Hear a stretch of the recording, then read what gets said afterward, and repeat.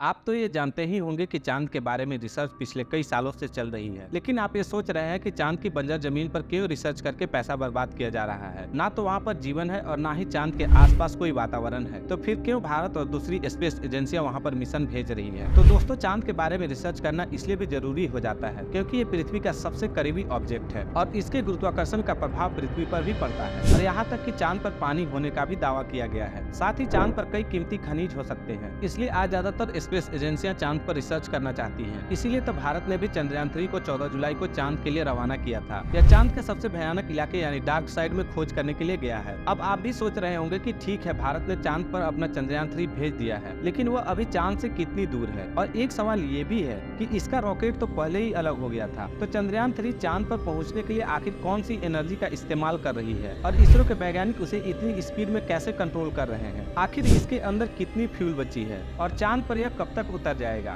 जितने भी चंद्रयान 3 को लेकर आपके मन में सवाल घूम रहे हैं, उनका जवाब आज के इस वीडियो में आप तक पहुंचाने की कोशिश करेंगे, इसलिए वीडियो के अंत तक आप बने रहिएगा। इन सभी सवालों के जवाब जानने से पहले आप ये जान लीजिए कि जब भी कोई अंतरिक्ष यान पृथ्वी से निकलकर किसी दूसरी दुनिया की ओर अपना रास्ता तय करता है, तो वह सीधा अपने लक्ष्य की तरफ नहीं जाता है, बल्कि सबसे पहले वह अंडाकार कक्षा में पृथ्वी की परिक्रमा करता है। इस प्रकार 5-6 राउंड काटकर पृथ्वी से धीरे धीरे दूर चला जाता है। चंद्रयान 3 के साथ भी कुछ ऐसा ही किया गया है। चंद्रयान 3 पृथ्वी के चारों ओर अंडाकार राउंड काटता हुआ चंद्रमा के नजदीक जा रहा है। करीब 5 राउंड काटकर यह पृथ्वी की ऑर्बिट से बाहर निकल गया। चंद्रयान 3 ने धरती से चांद तक की यात्रा में 2/3 से ज्यादा दूरी पूरा कर लिया है। शनिवार को शाम 7 बजे चंद्रयान 3 को चांद के ऑर्बिट में पहुंचाया गया। इसरो के मुताबिक स्पेसक्राफ्ट की सेहत एकदम सही है, सब कुछ ठीक तरह से काम कर रहा है। चंद्रयान 3 ने शनिवार शाम 7 बजे चांद की कक्षा में प्रवेश किया था। इस प्रक्रिया को लूनर ऑर्बिट इंजेक्शन कहते हैं। इससे पहले चंद्रयान 3 ने धरती की ऑर्बिट के 5 चक्कर लगाए थे। इसके जरिए स्पेसक्राफ्ट को धरती से दूर भेजा जा रहा था। अब शनिवार से यह चांद के चक्कर लगाता हुआ इसके पास पहुंचेगा। अब आप सोच रहे होंगे कि चंद्रयान 3 को चांद पर भेजने के लिए बनाया है, तो फिर इसे पृथ्वी के चारों ओर क्यों घुमाया जा रहा है? आखिर सीधा ही चांद पर इसे क्यों नहीं भेज दिया गया? तो दोस्तों, इसका जवाब है चंद्रयान 3 को पृथ्वी के गुरुत्वाकर्षण से निकालना भी बहुत जरूरी होता है। इसके लिए इसरो एक खास तरीके का प्रयोग कर रहा है, जिसमें चंद्रयान 3 के वैज्ञानिकों ने इसकी कक्षा को धीरे धीरे बड़ा करके पृथ्वी के गुरुत्वाकर्षण तक लेकर गए। और एक समय ऐसा आया कि वह कक्षा इतनी बड़ी हो गई कि हमारा चंद्रयान 3 पृथ्वी के गुरुत्वाकर्षण क्षेत्र से बाहर निकल गया, जैसा कि 1 अगस्त को हुआ। और 1 अगस्त के बाद यह चांद की तरफ बढ़ने लगा, यानी चंद्रयान 3 पृथ्वी के चारों ओर परिक्रमा करने का चक्कर धीरे धीरे बड़ा करता गया। और एक चक्कर ऐसा आया जिसमें चंद्रयान पृथ्वी से काफी दूर और चंद्रमा के काफी नजदीक पहुंच गया। लेकिन दोस्तों, यह काम जितना हमें सरल लग रहा है उतना सरल है नहीं। इसे पूरा करने के लिए बहुत ज्यादा एक्सपीरियंस की जरूरत होती है। इसको थोड़ा और अच्छे से समझने के लिए इसकी और गहराई में चलते हैं। आपने पूरी प्रक्रिया तो समझ ली, लेकिन आप यह नहीं समझ पाए होंगे कि चंद्रयान तो अभी अंतरिक्ष में है, पर इसरो इसकी कक्षा को कैसे बदल रहा है। दरअसल दोस्तों, वैज्ञानिकों को इन बातों के बारे में पहले ही पता होता है, इसीलिए इसरो ने चंद्रयान 3 की दिशा और कक्षा बदलने के लिए उसमें थ्रस्टर लगाए थे। इंटरसेप्टर को चालू करके इसरो चंद्रयान 3 की दिशा और गति को नियंत्रित कर सकता है। जब चंद्रयान 3 पृथ्वी से लगभग 1 लाख किलोमीटर की दूरी पर था,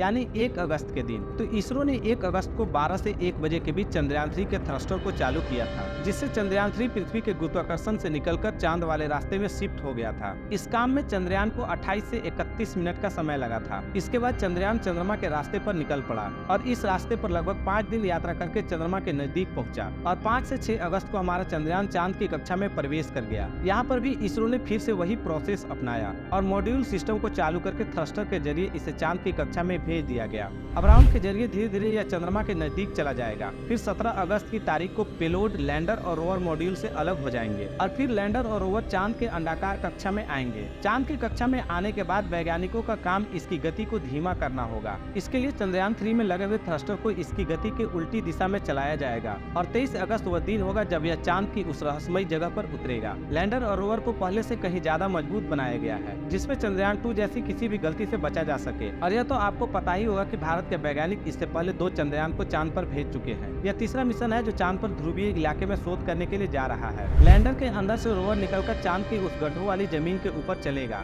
और वहां से कई बड़े बड़े खुलासे करने वाला है। और पूरी दुनिया की स्पेस एजेंसियों की इस पर नजर है, क्योंकि सभी वैज्ञानिक चांद के इस क्षेत्र से अनजान हैं। आज से पहले जिस देश ने भी वहां जाने की हिम्मत की है, उसका मिशन वहां पर जाने से पहले ही फेल हो गया है। लेकिन इस बार भारत पूरी तैयारी के साथ चांद पर उतर रहा है। अब आपके दिमाग में सवाल आ रहा होगा कि इसके अंदर ऐसा कौन सा फ्यूल है जो इसे इस ब्रह्मांड के अंदर चला रहा है। आज चंद्रयान अंतरिक्ष में इस रफ्तार से चल रहा है कि अगर इसकी कमांड में थोड़ी सी भी गलती हो जाए तो फिर बड़ी दिक्कत पैदा हो सकती है। चंद्रयान 3 14 तारीख को सतीश धवन स्पेस सेंटर से चांद के लिए रवाना हुआ था। उसके 16 मिनट बाद यह पृथ्वी के ऑर्बिट में दाखिल हो चुका था। और आपको पता होगा कि कोई भी अंतरिक्ष यान को पृथ्वी के वातावरण से निकलने के लिए 1 सेकेंड के अंदर 11 किलोमीटर की स्पीड हासिल करनी पड़ती है, जो कि नॉर्मल बात नहीं है। रॉकेट को इतनी स्पीड प्राप्त करने में रॉकेट में लगे बूस्टर और अलग अलग इंजन इसे स्पीड हासिल करवाने में मदद करते हैं। अब यहाँ बात आती है कि रॉकेट में जो फ्यूल है वह क्रायोजेनिक स्टेज के अलग होते ही खत्म हो चुका था। मतलब लॉन्च से केवल 16 मिनट के बाद ही यह पूरा का पूरा खेल खत्म हो चुका था। अब चंद्रयान चल किससे रहा है? इस वक्त चंद्रयान को 3 तरह की एनर्जी चला रही है। एक तो इसके अंदर फ्यूल भरा हुआ है, फ्यूल के 2 टैंक हैं, दूसरा सोलर एनर्जी और तीसरी है बैटरी। फ्यूल की बात करें तो यहाँ पर पेट्रोल डीजल यूज इसके अंदर नहीं किया जाता है, ना ही इसमें एविएशन कैरोसिन का यूज होता है जो हवाई जहाज में इस्तेमाल होता है, बल्कि चंद्रयान 3 में भी सैटेलाइट पे यूज होने वाला प्रोपेलेंट हाइड्रोजन होता है, जिसको जलाने के लिए नाइट्रोजन टेट्रा ऑक्साइड का यूज किया जाता है। और जब यह पृथ्वी से 1 लाख किलोमीटर दूर चला गया था, तब चंद्रयान चांद और पृथ्वी के बीच के सीधे रास्ते की तरफ आगे चल पड़ा। और इसी दौरान इसकी स्पीड, जिसे वैज्ञानिक वेलोसिटी के तौर पर जानते हैं, वह 40,320 किलोमीटर प्रति घंटे से ज्यादा होनी चाहिए थी, जो कि चंद्रयान 3 ने प्राप्त करनी थी, जो कि पृथ्वी के ऑर्बिट से बाहर जाने के लिए बेहद जरूरी था। अगर ऐसा नहीं होता तो हमारी धरती चंद्रयान 3 को वापस अपनी ओर खींच लेती और यह मिशन बर्बाद हो सकता था। इसीलिए इसरो के वैज्ञानिकों ने 1 अगस्त को इसके इंजन को फिर से चालू किया था। अब 17 अगस्त के आसपास इसरो के वैज्ञानिक कोशिश करेंगे कि चंद्रयान 3 की कक्षा को पकड़ लिया जाए, नहीं तो 40,320 किलोमीटर प्रति घंटे की रफ्तार से चंद्रमा को बाय बाय बोल करके बगल से निकल भी सकता है, यानी उससे आगे भी निकल सकता है। अगर ऐसा हुआ तो इसरो की सारी मेहनत बर्बाद हो जाएगी। इसीलिए यहाँ पर कदम कदम पर वैज्ञानिकों को सावधानी रखने की जरूरत होगी। चांद के ऑर्बिट में डालने के लिए चंद्रयान के प्रोपल्सन मॉड्यूल में लगी छोटी छोटी इंजन की मदद से चंद्रयान के इंटीग्रेटेड मॉड्यूल को पूरी तरह से विपरीत दिशा में घुमाया जाएगा। चांद की कक्षा पकड़ने के बाद धीरे धीरे यह चांद के नजदीक चलता जाएगा। 23 अगस्त के दिन यह चांद के उस हिस्से में जाकर उतर जाएगा जहाँ पर आज से पहले कोई भी नहीं गया है। यहाँ तक कि बड़ी बड़ी स्पेस एजेंसियों के अंतरिक्ष यान भी उस जगह पर गिर जाते हैं। वहाँ पर भारत का चंद्रयान 3 उतरने जा रहा है। चांद का दक्षिण ध्रुव का इलाका, जहाँ पर क्रेटर यानी गड्ढों की भरमार है। कुछ गड्ढे तो सैकड़ों किलोमीटर गहरे हैं और सैकड़ों किलोमीटर ही चौड़े हैं। इस मिशन में दिलचस्पी इसलिए बढ़ जाती है कि आज से पहले वहाँ पर केवल ऑर्बिटर से ही जानकारी ली गई है। सतह पर जाकर किसी भी रोवर ने वहाँ से जानकारी नहीं भेजी है। इसीलिए जब भारत का यह यान वहाँ पर उतरेगा तो वहाँ पर मौजूद नई चीजों के बारे में हमें हैरान कर देने वाले खुलासे करके देने वाला है। और हो सकता है कि चांद के इस भाग में अगर हमें इंसानों की फ्यूचर में काम आने वाली बड़ी एनर्जी सोर्स के बारे में पता चल जाए तो आज पेट्रोल और डीजल जो हमारे लिए एक बहुत बड़ी जरूरत बन चुकी है, इंसानों के लिए अगर कोई तीसरा एनर्जी सोर्स मिल जाए तो इनकी कमी को पूरा किया जा सकता है। और हो सकता है कि एनर्जी का तीसरा सोर्स हमें चांद पर मिल जाए। अगर आपको यह जानकारी इंटरेस्टिंग और अच्छी लगी हो तो इस वीडियो को ज्यादा से ज्यादा लोगों और अपने दोस्तों के साथ शेयर कीजिए और वीडियो को लाइक करके चैनल को सब्सक्राइब कर लीजिए।